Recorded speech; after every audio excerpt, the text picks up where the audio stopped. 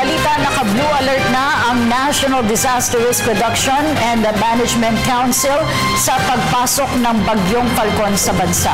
Sa ngayon ay wala pang naitatala ang ahensya na anumang insidente kaugnay ng bagong bagyo.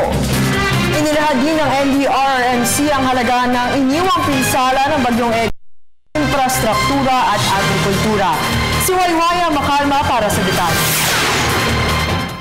Wala pang naitatala ang National Disaster Risk Reduction and Management Council na anumang insidente o aksidente mula nang pumasok sa Philippine Area of Responsibility ang bagyong Falcon. Ayon kay Romina Marasigan, mananatiling naka-blue alert status ang NDRRMC habang hindi pa nagla-landfall ang bagyo sa bansa. Dahil dito, inaabisuhan na mga sasakyang pandagat na huwag munang maglayag dahil sa sama ng panahon. Inaasahan kasi na magtatagal hanggang weekend para ranasang pag-uulan. It will all depend kasi kung kamusta yung magiging mangyayari this weekend. No? Pero ang mahalaga talaga po ngayon, yung, lalo na po yung mga papalaot, lalo na po yung mga lilipad sa mga aeroplano, makipag-ugnayan po kayo sa mga shipping lines at saka po sa mga airlines niyo po ngayon.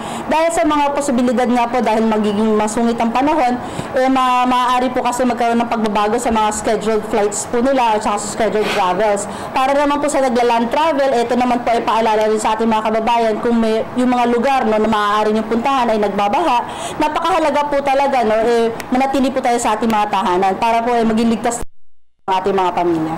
Samantala, nananatiling zero casualty sa bagyong Egay na umalis na sa bansa. Ngunit bigla ang lumobo ang halaga ng pinsala na iniwan nito. Sa infrastruktura ay umabot sa 143 million pesos ang naitalang pinsala. Habang sa agrikultura ay nasa 18 million pesos ang halagang nasirang mga pananim, irrigation at fisheries. Samantala, dahil sa sama ng panahon ay kinansela ni General Gregorio Katapang ang lahat ng kanyang farewell visits sa mga area at major service commands. Ngunit sa ngayon ay hindi pa kinakansela ng AFP ang static display testimonial parade and review sa outgoing AFP Chief of Staff. Sa darating na Biyernes ang turnover command ceremony para sa ika-47 AFP Chief of Staff ng bansa. Pero siniguro ng AFP na may nakahanda itong Plan B kung saan isasagawa indoors ang seremonya at wala ng parada. Ito'y upang matiyak ang kapakanan ng mga sundalo at maihanda ang mga ito sa posibleng pagbibigay tulong sa mga apektado ng masamang panahon. Kinansel na rin ni Chief of Staff yung farewell visits niya. Today yung major services mo? Army ang today Army, may mga... So yung tatlo po din ngayon dapat kansilado rin po? Kinansel na niya. And the troops do not mind? They don't mind because they have a more urgent na mission nila, which is HADR, which is more important.